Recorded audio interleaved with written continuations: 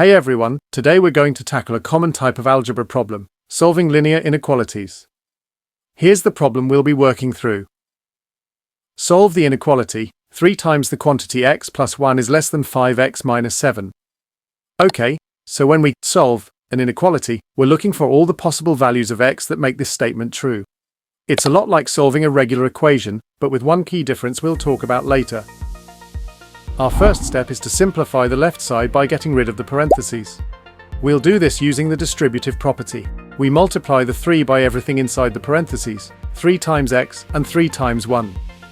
That simplifies to 3x plus 3 is less than 5x minus 7.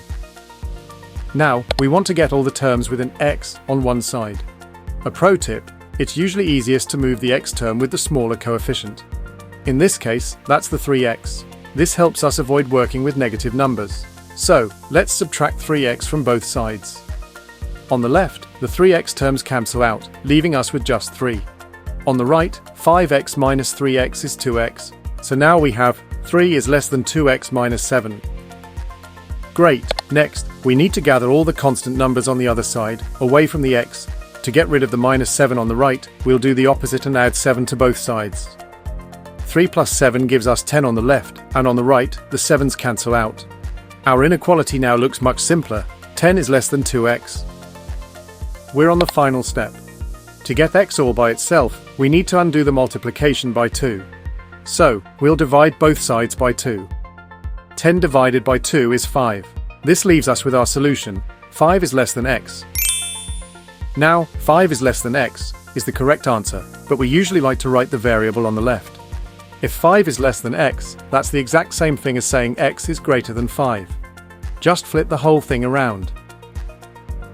Just a quick but super important reminder, we divided by a positive 2, so the inequality signs stayed the same. If we had divided or multiplied by a negative number, we would have had to flip the direction of the sign. We didn't need to here, but always be on the lookout for that. So, our final answer is x is greater than 5. Looking at our options, that matches up perfectly with option A. Alright, let's do a quick recap. We started by using the distributive property.